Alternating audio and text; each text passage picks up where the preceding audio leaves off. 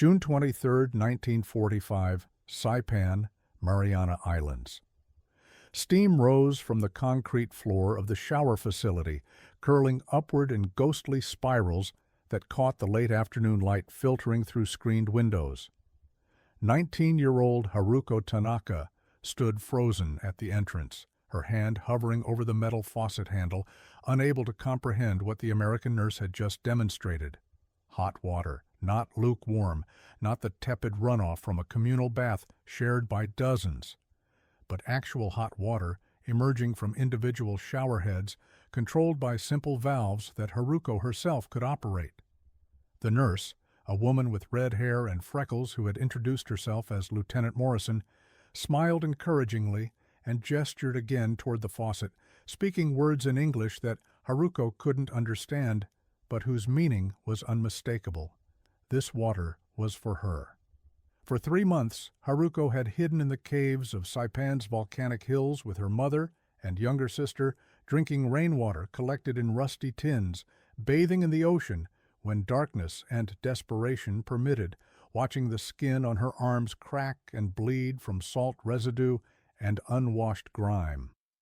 Before that, during her service with the Women's Volunteer Labor Corps, she had bathed perhaps once every 2 weeks in water so cold it made her teeth chatter, shared facilities with 50 other women, and learned to ignore the persistent itch of uncleanliness that became as constant as hunger.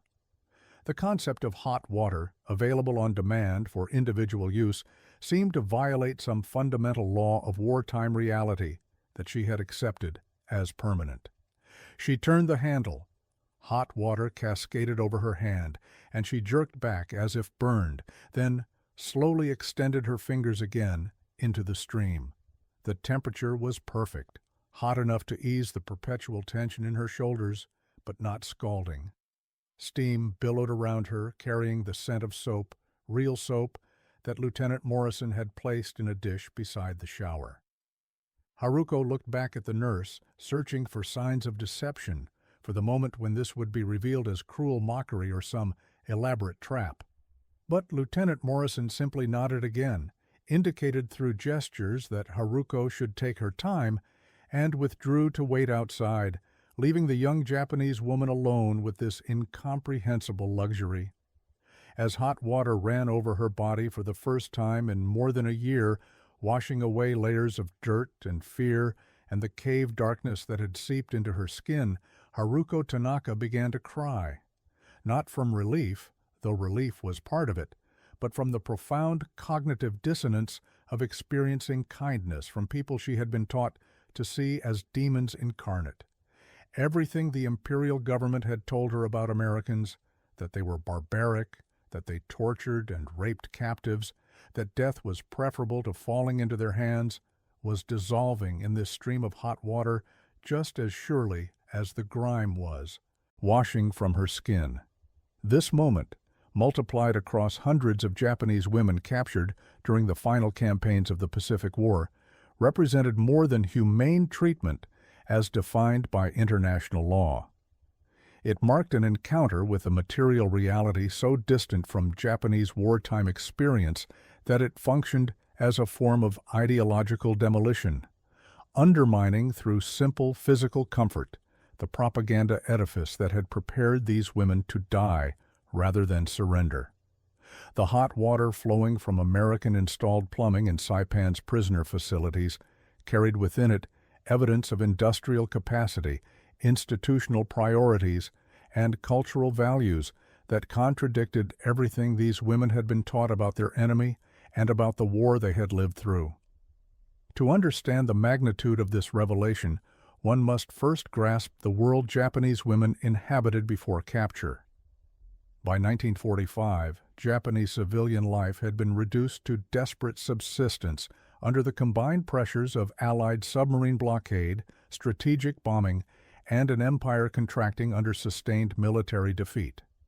The home islands faced systematic starvation as rice imports from Southeast Asia were cut off by American submarines that had destroyed Japan's merchant marine.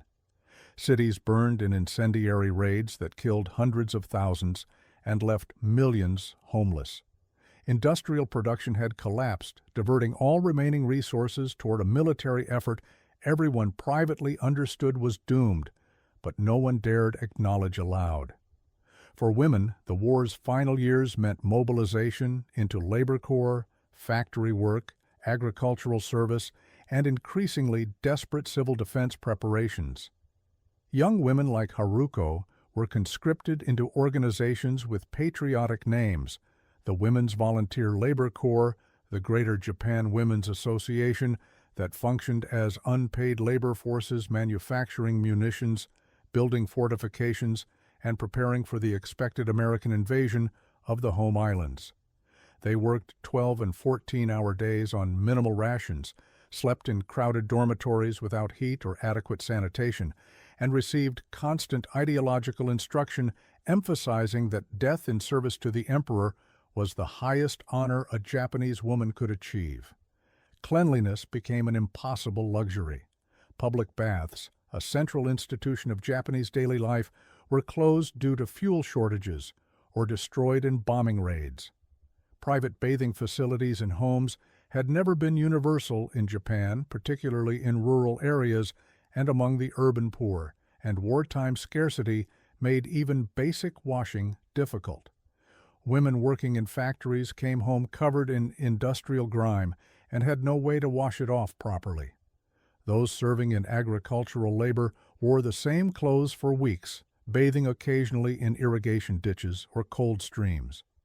The meticulous attention to cleanliness that had characterized pre-war Japanese culture became a remembered luxury, impossible to maintain amid wartime devastation. The situation was even worse for Japanese civilians in the empire's outer territories, Saipan, Tinian, Guam, Okinawa, where the war's violence arrived in overwhelming force. When American forces invaded Saipan in June 1944, approximately 25,000 Japanese civilians lived on the island, including families of military personnel, administrators, merchants, and laborers, brought to support the military garrison. The battle for Saipan lasted 3 weeks and killed nearly all the island's 30,000 Japanese military defenders. Thousands of civilians died in the fighting or committed suicide, driven by propaganda that promised torture and death at American hands. Those who survived, particularly women and children who hid in caves or remote areas of the island, endured conditions of extraordinary deprivation. They drank from stagnant pools, ate whatever plants or insects they could find, lived in constant fear of discovery, and watched their skin develop sores and infections from malnutrition and unsanitary conditions. Many were wounded by shrapnel or gunfire. Disease spread rapidly in cave shelters where dozens crowded together without sanitation. Children died from dehydration and dysentery. The survivors who eventually emerged or were discovered by American forces were often in advanced states of physical deterioration, barely able to walk, suffering from malnutrition and untreated wounds. Imperial propaganda had carefully prepared Japanese civilians for the moment of potential capture, with narratives designed to ensure they would choose death over surrender. Women received specific warnings that American soldiers were rapists and murderers who would violate them before killing them, or worse, would keep them alive for continued abuse. Stories circulated of American soldiers collecting body parts as trophies, of mass executions of prisoners, of captives being used for medical experiments or slave labor. These warnings drew selectively on genuine Allied conduct that could be presented as atrocities while ignoring the systematic Japanese war crimes that had characterized the conflict from its beginning. The propaganda was reinforced through Japan's education system, through radio broadcasts, through community organizations, and through military indoctrination. School children practiced mass suicide drills with bamboo spears. Women's organizations conducted training in how to kill oneself quickly and efficiently, how to kill one's children before oneself, and how to resist capture through any means necessary. The message was consistent and pervasive. Capture by Americans meant a fate worse than death, and honorable Japanese subjects would choose suicide over the shame and suffering of captivity. This indoctrination achieved horrifying effectiveness during the battles for Saipan and later Okinawa. At Saipan's Marpi Point, hundreds of Japanese civilians, mostly women, children, and elderly, jumped from cliffs onto rocks below rather than face capture. Parents killed their children and then themselves. Families detonated grenades in suicide packs. American soldiers, watching in horror from below, called out assurances in Japanese and tried to prevent the suicides, but language barriers and the power of propaganda meant that most civilians who reached the cliffs chose death.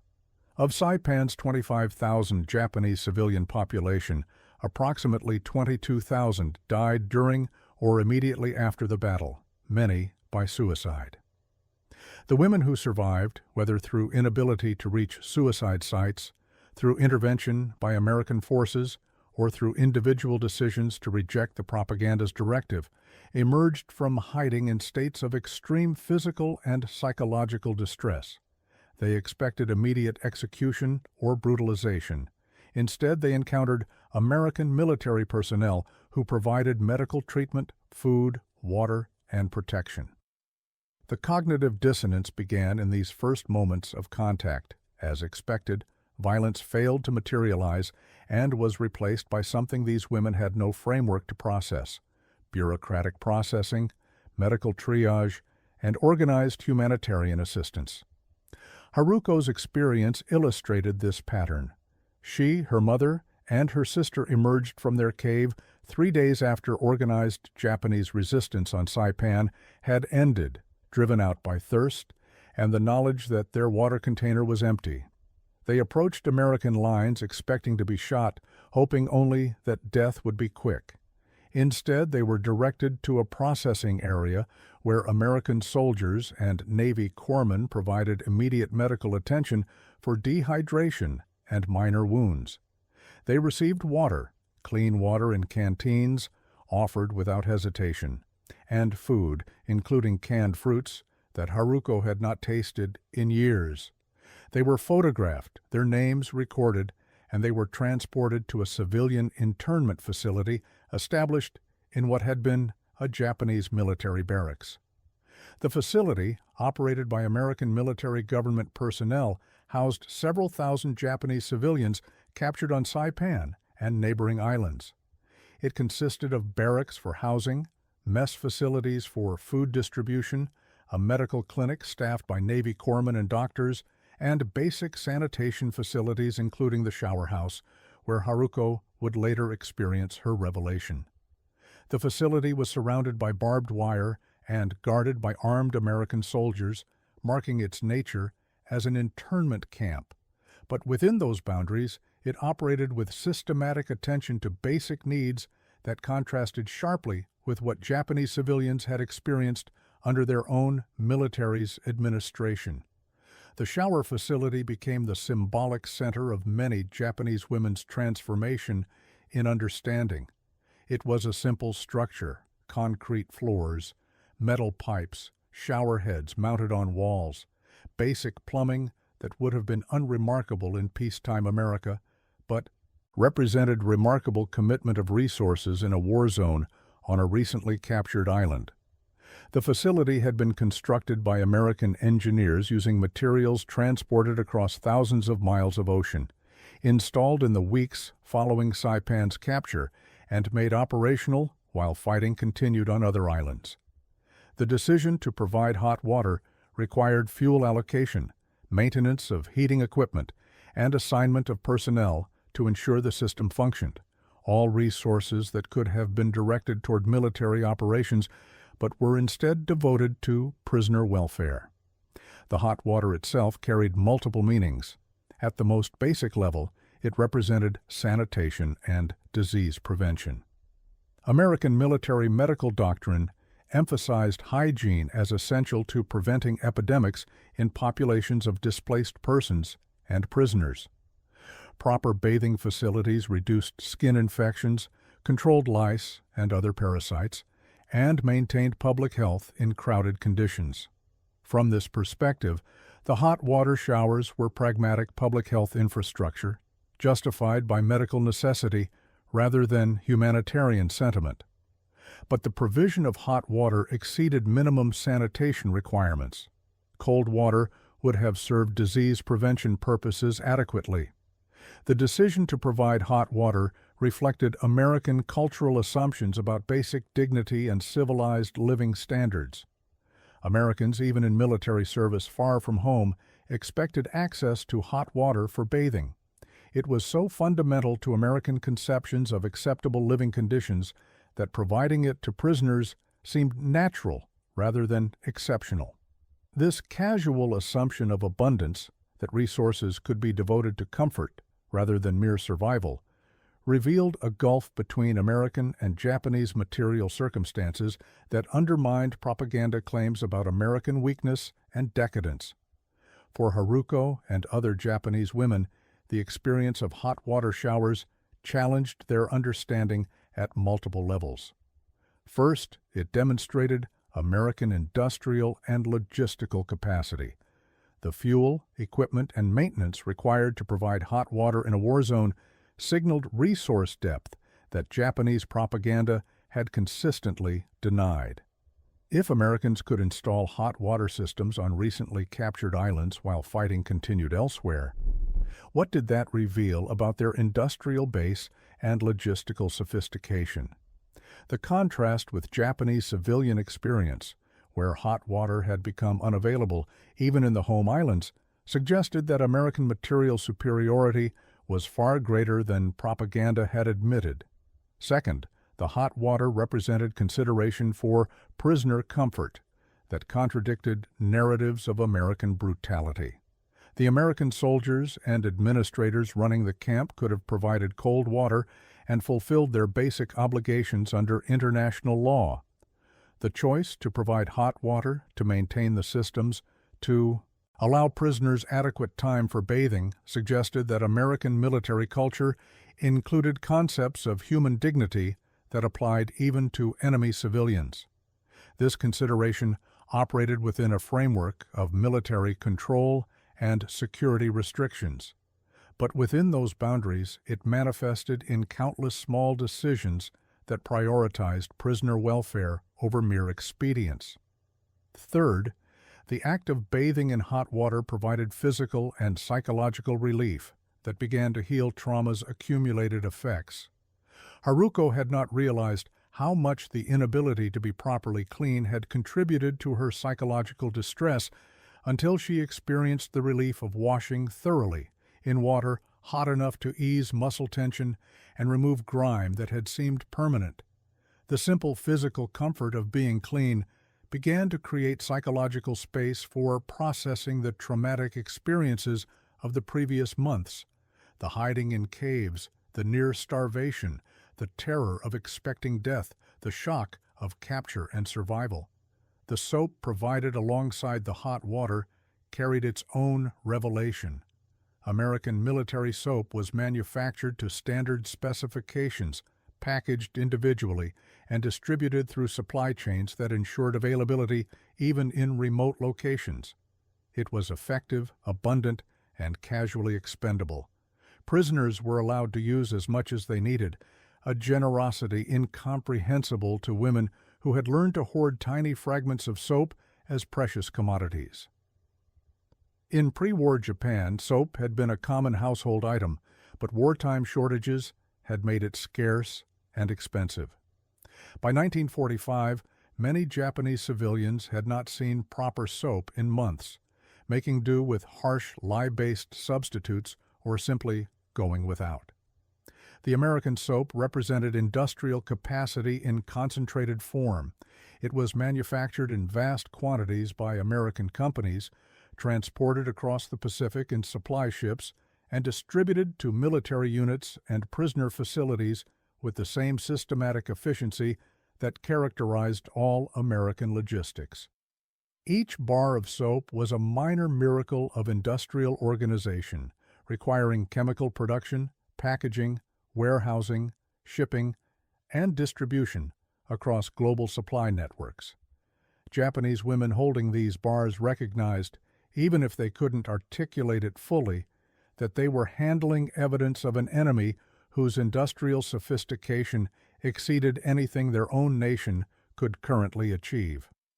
Lieutenant Morrison, the Navy nurse who had demonstrated the shower operation to Haruko, represented another dimension of American society that challenged Japanese assumptions. American military forces included women serving in professional roles: nurses, administrators, communication specialists, operating with authority and technical competence. Japanese military culture had mobilized women primarily for support roles, manufacturing, and auxiliary services, but did not integrate them into military structure as professional personnel with ranks and authority over resources and operations. The presence of American military women, particularly those exercising professional authority, contradicted propaganda narratives about American gender relations and suggested that American society organized itself according to principles Japanese culture had not considered viable. Morrison's conduct toward Japanese prisoner women reflected professional medical training that emphasized patient dignity regardless of nationality or military status.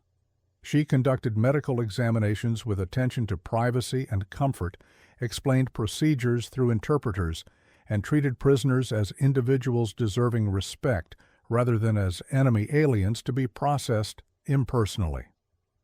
This professional deportment communicated that American military culture included standards of conduct that persisted even toward enemy populations, that professional identity could transcend national enmity, and that women could embody institutional authority while maintaining compassion. The camp's medical facilities extended these patterns. Japanese women prisoners received medical treatment for wounds, malnutrition, infections, and diseases using medications and techniques that represented cutting-edge American military medicine.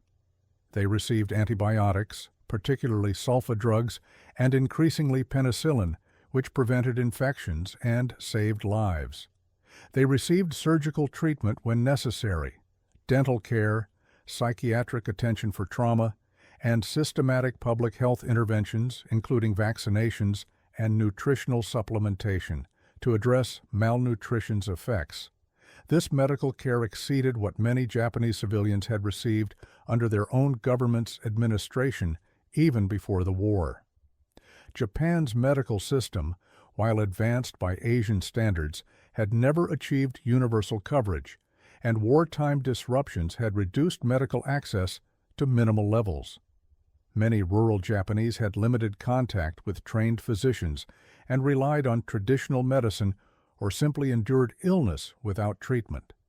The comprehensive medical attention provided in American prisoner camps, where even minor conditions received professional treatment, revealed a society with surplus medical capacity and institutional commitment to health that included even enemy prisoners. The food provided to prisoners carried similar revelatory weight. Meals in the Saipan camp included rice, white rice, properly cooked, in quantities adequate for satiation. This alone astonished Japanese women who had been surviving on partial rations of inferior grains, who had watched rice disappear from civilian diets as military requisitions consumed domestic production and submarine warfare cut off imports. The meals also included canned vegetables, canned meats, bread, and occasionally fresh produce when supply ships arrived. The total caloric content exceeded what Japanese civilians in the home islands were receiving on official rations by 1945. But quantity was only part of the message. The quality and presentation of food communicated respect for prisoners as human beings with needs beyond mere survival. Meals were served at regular times in mess facilities with tables and benches, using proper utensils and plates. Food was prepared in kitchens that maintained sanitation standards, served by personnel who had been trained in food handling, and monitored to ensure nutritional adequacy. The systematic nature of food provision, the schedules, the standards, the documentation, revealed American institutional culture's emphasis on proper procedures and accountability, even in contexts where shortcuts might have been easier. Haruko found herself gaining weight for the first time in more than a year, felt strength returning to muscles that had wasted during months of inadequate nutrition, and experienced the psychological effects of regular, adequate food intake. The constant gnawing hunger that had been her companion since 1944 gradually receded, replaced by the forgotten sensation of having eaten enough. This physical recovery paralleled psychological change as adequate nutrition restored cognitive capacity that malnutrition had diminished and created emotional space for processing experiences that trauma and hunger had forced into suppression. The camp included facilities for recreation and education, reflecting American assumptions about humane detention. Prisoners had access to a small library with books in Japanese, including some materials that had been captured from Japanese military facilities and others that American authorities had obtained through various channels. They could participate in organized activities including traditional Japanese crafts, educational classes, and religious observance.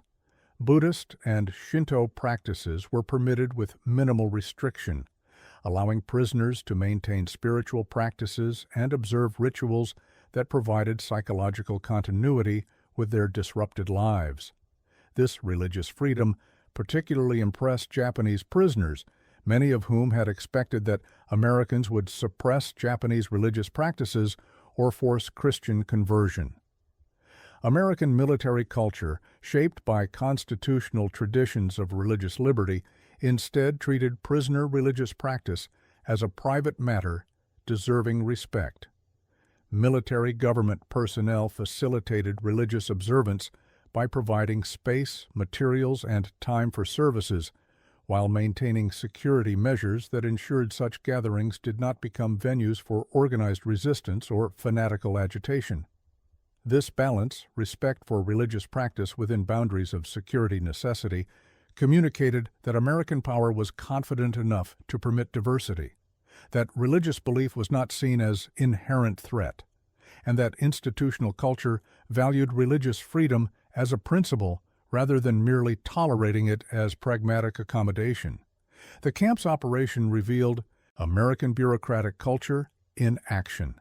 Every aspect of camp life was documented, regulated, and subjected to standard procedures. Prisoners had identification cards with photographs and documentation. Medical treatments were recorded in files that tracked individual health status. Food distribution followed schedules and ration allocations that were documented and audited. Work assignments were made through formal processes. Complaints could be submitted through established channels and received bureaucratic responses. The entire system operated with attention to procedure, documentation, and accountability that characterized American institutional culture. This bureaucratic systematization initially seemed bewildering to Japanese prisoners accustomed to more arbitrary administration, but gradually they recognized its advantages. The procedures meant that treatment was relatively consistent rather than dependent on individual guards' whims. The documentation meant that promises made were generally kept, that rights acknowledged were usually respected, and that violations of standards could be reported through channels that sometimes produced accountability. The system was not perfect. Individual Americans sometimes violated standards, bureaucratic processes could be slow or frustrating, and military necessity sometimes overrode prisoner welfare. But the existence of systematic procedures with accountability mechanisms represented institutional culture fundamentally different from the arbitrary authoritarianism many prisoners had experienced under Japanese military administration. As weeks became months and the war's end approached in August 1945, Japanese women prisoners at Saipan and similar facilities across captured territories experienced gradual psychological transformation. The daily reality of adequate food, medical care, hot water showers, and systematic humane treatment accumulated as evidence that challenged and ultimately demolished propaganda narratives. The Americans who ran the camps were not demons, but people, often young men far from home, uncomfortable with their role as captors, trying to perform difficult duties according to professional standards they had been taught. Individual relationships formed across the linguistic and cultural barriers. American personnel learned rudimentary Japanese phrases, prisoners learned basic English, and communication gradually improved through interpreters and mutual effort. American soldiers showed photographs of their families, expressed homesickness, and revealed humanity that made them difficult to hate. Japanese prisoners shared their own stories, explained their circumstances, and demonstrated that they too were people caught in circumstances beyond their control. These micro-level human connections, multiplied across thousands of individual interactions, began to humanize both groups to each other. The announcement of Japan's surrender on August 15, 1945, created profound crisis among prisoners. Everything they had been taught suggested that Japan would never surrender, that the nation would fight to the last person rather than accept defeat. That surrender meant national extinction. Emperor Hirohito's radio broadcast announcing acceptance of Allied terms contradicted core assumptions of Japanese nationalism and imperial ideology. Many prisoners simply could not believe it initially, suspected that the broadcast was American deception, or believed that surrender applied only to military forces while civilian resistance would continue.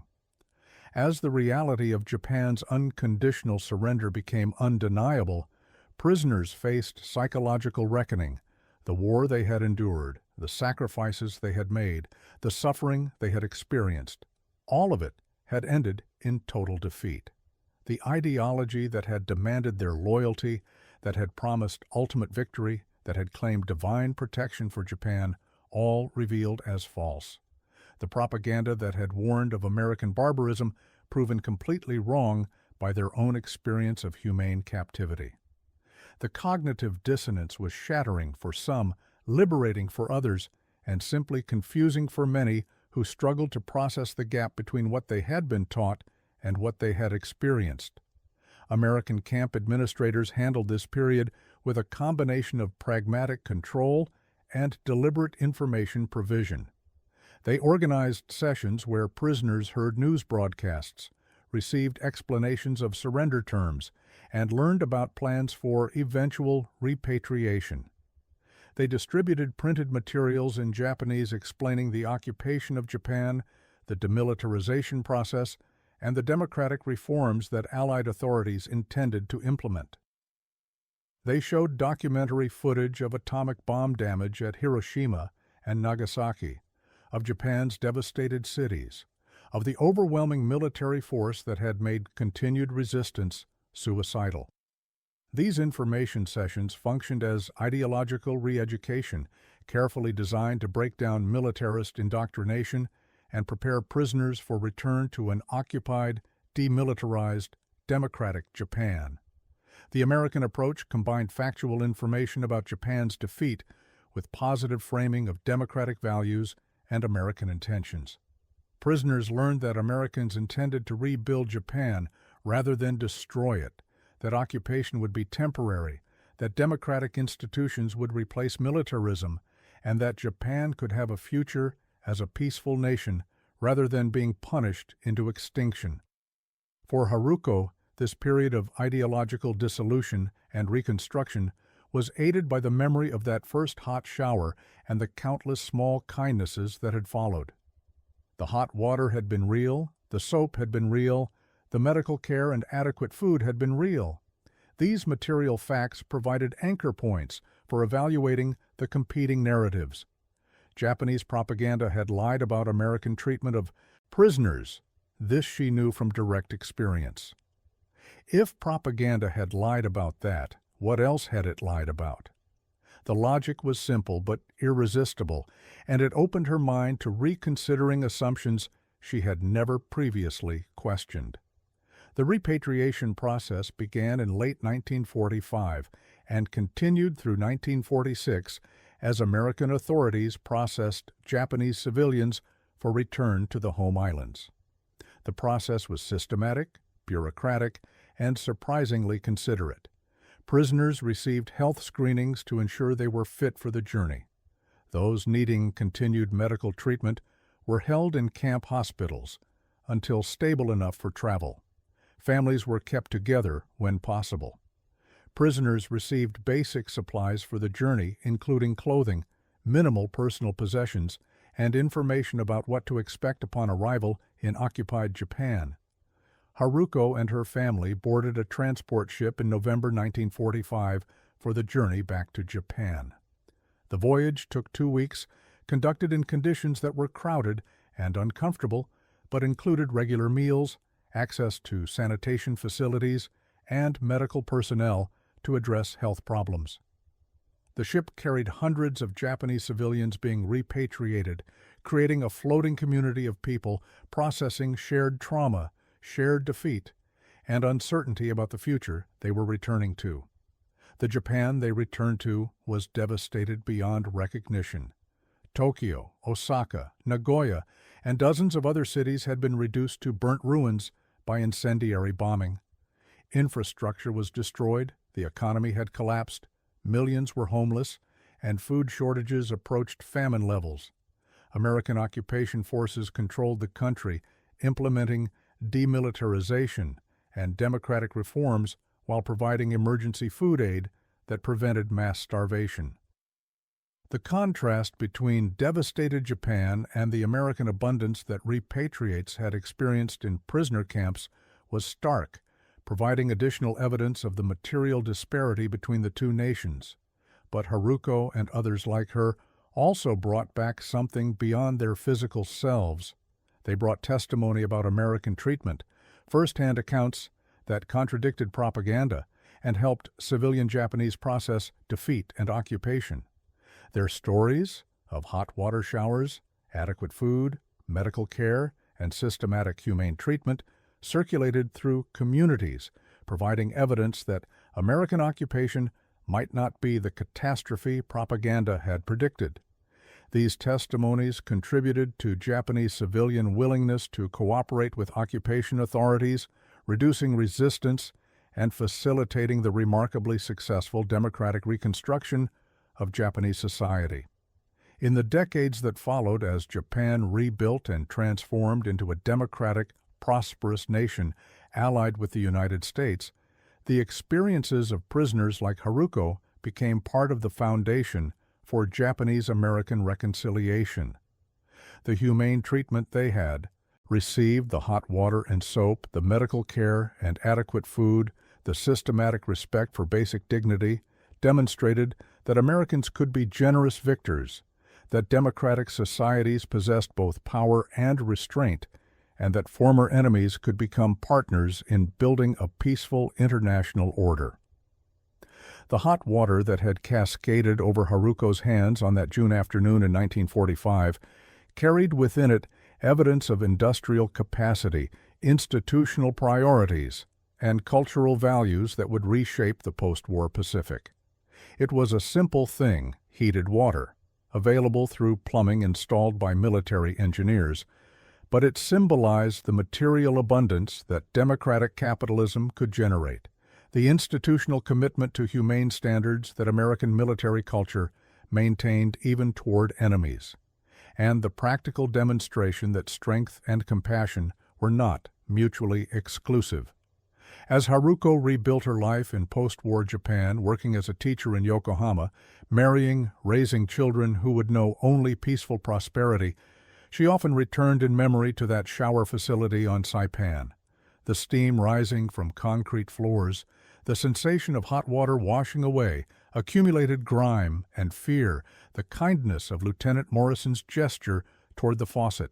These memories became touchstones for understanding the transformation Japan had undergone.